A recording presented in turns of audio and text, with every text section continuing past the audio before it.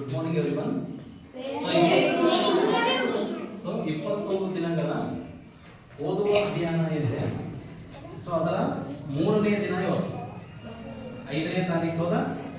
ಇವತ್ತೆಲ್ಲ ನಾವು ಶಿಕ್ಷಕರ ದಿನಾಚರಣೆಯನ್ನ ನಮ್ಮ ಶಾಲೆಗಳಲ್ಲಿ ಏನ್ ಮಾಡಿದ್ವಿ? ಆಚರಣೆ ಮಾಡಿದ್ವಿ ಹೌದಾ? ಈಗ ಇವತ್ತಿನ ದಿನ ಎರೆಹುಳು ಗೊತ್ತಾಯ್ತು? ಎರೆಹುಳು ನೋಡಿದಿರಾ? ಎಲ್ಲಿರ್ತಾವೆ ಎರೆಹುಳುಗಳು? ಎಲ್ಲಿ? ಬರೀ ಹೊಲದಾಗ ಅಷ್ಟೇ ಇರ್ತಾವ ಹೌದಾ? ಓಕೆ. ಈಗ ಎರೆಹುಳು ಎಲ್ಲಿರ್ತವೆ ಅಂತಂದ್ರೆ ಮಣ್ಣಿನ ಕೆಳಗಡೆ ಇರ್ತವೆ. ಓಕೆ. ಹಾಗಾದ್ರೆ ನೀವು ಪುಸ್ತಕದಲ್ಲ ಕೇಳಿರ್ಬೋದು ಎರೆಹುಳು ರೈತನ ಮಿತ್ರ ಅಂತ. ರೈತನ ಮಿತ್ರ ಯಾರು? ಎರೆಹುಳು. ಅದೇ ರೀತಿ ಮಣ್ಣಿನ ಮಿತ್ರ ಎರೆಹುಳು ಹೌದು. ಮಣ್ಣಿನ ಮಿತ್ರ ಅಂತ ಹೇಳ್ಬೋದು. ಎರೆಹುಳು ಏನು ಹೇಳ್ಬೋದು? ಈಗ ಎರೆಹುಳು ಏನ್ ಮಾಡ್ತಾರೆ? ಎರೆಹುಳುಗಳು ಅಂತಂದ್ರೆ ಯಾವ ರೀತಿ ನೀವು ಉಸಿರಾಡಬೇಕಾದ್ರೆ ಯಾವ ರೀತಿ ಉಸಿರಾಡ್ತೀರಾ? ಯಾವ ಆಕ್ಸಿಜನ್ ಒಳಗಡೆ ತಗೋತೀರಾ? ಯಾವ ಸಹಾಯದಿಂದ? ಮೂಗಿನ ಮೂಲಕ ಏನಪ್ಪ ಅಂತಂದ್ರೆ ಏನ್ ಮಾಡ್ತೀವಿ? ಗಾಳಿಯನ್ನು ಒಳಗಡೆ ತಗೊಂಡು ನಮ್ಮ ಶ್ವಾಸಕೋಶಗಳ ಮೂಲಕ ನಾವೇನ್ ಮಾಡ್ತೀವಿ? ಉಸಿರಾಡ್ತೀವಿ. ಅದೇ ತರಹ ಎರೆಹುಳು ಎದರಿಂದ ಉಸಿರಾಡುತ್ತೆ? ಎರೆಹುಳು ಮೂಗಿದನ ಇದೇನಾ? ಇಲ್ಲ. ಸೊ ಎರೆಹುಳು ಏನಂತಂದ್ರೆ ಚರ್ಮದ ಮೂಲಕ ಉಸಿರಾಡುತ್ತದೆ. ಅದ್ರ ಮೇಲೆ ಚರ್ಮ ಇರ್ತಲ್ಲ, ಸೊ ಆ ಚರ್ಮದ ಮೂಲಕ ಏನ್ ಮಾಡ್ತದ? ಉಸಿರಾಡುತ್ತದೆ. ಸೊ ಈ ಎರೆಹುಳು ಮಣ್ಣಿನ ಆಳದಲ್ಲಿ ಸುರಂಗವನ್ನು ತೋಡ್ತಾವ. ಸುರಂಗ. ಸೊ ಯಾವ ತರ ಸುರಂಗ ನೆಲ ಕೆಳಗೆ ಹೋಗ್ತಾರಲ್ಲ, ಸೊ ಆ ತರ ಎರೆಹುಳುಗಳು ಏನಪ್ಪಾ ಅಂತಂದ್ರ ಒಳಗಡೆ ಮಣ್ಣಿನ ಕೆಳಗಡೆ ಏನಪ್ಪಾ ಅಂತಂದ್ರ ಸುರಂಗವನ್ನ ಮಾಡಿ ಆ ಮಣ್ಣಿನ ಕೆಳಗಡೆ ತಮ್ಮ ಸ್ಥಳವನ್ನಾಗಿ ಆವಾಸವನ್ನಾಗಿ ಮಾಡ್ಕೊಡ್ತವೆ. ಸೊ ಯಾವಾಗ ಎರೆಹುಳುಗಳು ಮಣ್ಣಿಗೆ ಸುರಂಗ ಮಾಡಿದಾಗ ಗಿಡಗಳಿಗೆ ಹೌದಾ ಸಸ್ಯಗಳಿಗೆ ಏನಾಗ್ತದೆ ಅಂತಂದ್ರೆ ವಾತಾವರಣ ಗಾಳಿ ಮಣ್ಣಿಗೆ ಒದಗ್ತದ. ಯಾವಾಗ ಮಣ್ಣಿಗೆ ಏನಪ್ಪಾ ಅಂತಂದ್ರೆ ಗಾಳಿ ಸಿಗ್ತದೋ ಅವಾಗ ಏನಾಗುತ್ತೆ? ಮಣ್ಣಿಗೂ ಕೂಡ ಗಾಳಿ ಬೇಕು. ಅಸಲಕ್ಕೆ ಏನ್ ಮಾಡ್ತಾರಪ್ಪ ಅಂದ್ರೆ ಹೊಲ ಬಿತ್ತನೆ ಮಾಡ್ಬೇಕಾದ್ರೆ ನೇಗಿಲು ಅಂತ ಹೊಡಿತಾರೆ ನೋಡ್ರಿ, ನೇಗಿಲು ಹೊಡಿತಾರೆ. ಸೊ ಮಣ್ಣನ್ನ ಏನಪ್ಪಾ ಅಂತಂದ್ರೆ ಮೇಲೆ ಕೆಳಗೆ ಮಾಡಿರಪ್ಪ ಅಂತಂದ್ರೆ ಸೊ ಅದಕ್ಕೆ ಏನ್ ಮಾಡ್ತದ? ಆಕ್ಸಿಜನ್ ಮತ್ತು ನೀರು ಸಮೃದ್ಧವಾಗಿ ಕೆಳಗಡೆ ಹೋಗ್ತದೆ. ಸೊ ಆವಾಗ ಸಸ್ಯಗಳು ಏನ್ ಮಾಡ್ತವೆ? ಆ ಒಂದು ಕೆಳಗಡೆ ಏನ್ ಸುರಂಗ ಮಾಡಿದಲ್ಲ, ಆ ಸುರಂಗದ ಮೂಲಕ ನೀರು ಕೆಳಗಡೆ ಇಳಿದು ಬೇರಿನ ಮೂಲಕ ಸಸ್ಯಗಳು ನೀರನ್ನ ಏನ್ ಮಾಡ್ಕೊತಾವ? ನೀರು ಕೊಡ್ತಾವ. ಸೊ ಎರೆಹುಳು ಏನನ್ನ ತಿಂತದ? ಏನಿಂತದ?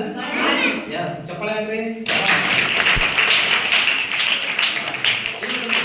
ಎರೆಹುಳು ಏನಪ್ಪಾ ಅಂತಂದ್ರೆ ಮಣ್ಣು ಮತ್ತು ಮಣ್ಣಿನ ಜೊತೆ ಏನಪ್ಪಾ ಅಂದ್ರೆ ಗಿಡಗಳಿಂದ ಬಿದ್ದಂತ ಎಲೆಗಳೇನಿರ್ತಲ್ಲ ಆ ಎಲೆಗಳು ಏನಪ್ಪಾ ಅಂತಂದ್ರೆ ವಿಘಟನೆ ಹೊಂದಿ ಮಣ್ಣಿನಲ್ಲಿ ಪುಡಿಯಾಗಿ ಬಿದ್ದಿರ್ತದ. ಅದನ್ನ ತಾನು ಸೇವಿಸಿ ಅದರಿಂದ ಬರುವಂತ ತ್ಯಾಜ್ಯ ಬರುತ್ತಲ್ಲ, ಹೊರಗಡೆ ಹಾಕುವಂತ ಹೊಲಸು, ಆ ತ್ಯಾಜ್ಯ ಏನಪ್ಪ ಮಾಡ್ತಪ್ಪ ಅಂದ್ರ ಮಣ್ಣನ್ನ ಫಲವತ್ತತಾಗಿ ಮಾಡ್ತದೆ. ಫಲವತ್ತತೆ ಯಾವಾಗ ಮಣ್ಣು ಫಲವತ್ತತೆ ಆಗ್ತದೋ ಬೆಳೆ ಏನಾಗುತ್ತೆ? ಚೆನ್ನಾಗಿ ಬೆಳೀತದ. ಗೊತ್ತಾಯ್ತಾ? ಈ ರೀತಿ ಏನಪ್ಪಾ ಅಂದ್ರೆ ಸಸ್ಯಗಳು ಏನ್ ಮಾಡ್ತಾವ ಅಂತಂದ್ರೆ ನಮ್ಮ ಹೊಲದಲ್ಲಿ ಬೆಳೆ ಚೆನ್ನಾಗಿ ಬರ್ತದೆ. ಅಸಲು ಏನ್ ಕರಿತೀವಿ ನಾವು? ಎರೆಹುಳುವನ್ನ ಏನ್ ಕರಿತೀವಿ?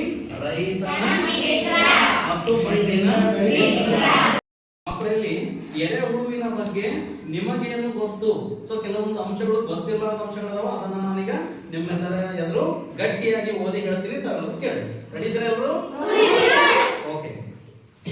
ಭಾರತದಲ್ಲಿ 500ಕ್ಕೂ ಹೆಚ್ಚು ಬೇರೆ ಬೇರೆ ರೀತಿಯ ಎರೆಹುಳುಗಳಿವೆ. ಎಷ್ಟು? 500ಕ್ಕೂ ಹೆಚ್ಚು ಎರೆಹುಳುಗಳು ಕಂಡು ಬರ್ತವೆ. ಎರೆಹುಳುಗಳು ತಮ್ಮ ಚರ್ಮದ ಮೂಲಕ ಉಸಿರಾಡುತ್ತವೆ. ಗೊತ್ತಾಯ್ತಾ? ಎದ್ರ ಮೂಲಕ ಉಸಿರಾಡ್ತವ?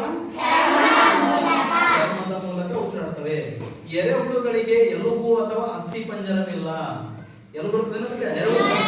ಎಲುಬಿರೋದಿಲ್ಲ ಮತ್ತೆ ಅಸ್ಥಿ ಪಂಜರ ಇರೋದಿಲ್ಲ ಅಂತ ಹೇಳ್ತೀವಿ. ಹೌದಾ? ಓಕೆ. ನೆಕ್ಸ್ಟ್, ಎರೆಹುಳುಗಳಿಗೆ ಹಲ್ಲುಗಳಿಲ್ಲ. ಎರೆಹುಳುಗಳಿಗೆ ಸಂಬಂಧಿಸೋದಿಲ್ಲ. ನೆಕ್ಸ್ಟ್ ನೋಡ್ರಿ, ಎರೆಹುಳುಗಳಿಗೆ ಒಂದು ಮೆದುಳು 5 ಹೃದಯಗಳಿವೆ. ಒಂದು ಮೆದುಳು 5 ಹೃದಯಗಳು. ಮನುಷ್ಯನಿಗೆ ಎಷ್ಟು ಮೆದುಳು? ಒಂದು ಮೆದುಳು. ಹೃದಯ ಎಷ್ಟು? ಒಂದು. ಹೃದಯ ಎಷ್ಟು?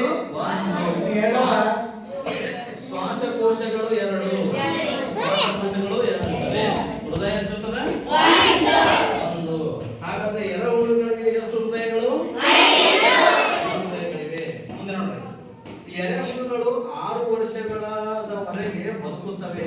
6 ವರ್ಷ ಬದುಕ್ತಾವ ನೋಡ್ರಿ. ಎಷ್ಟು ವರ್ಷ? ಮನುಷ್ಯನ ಆಯುಸ್ಸು 100 ವರ್ಷ.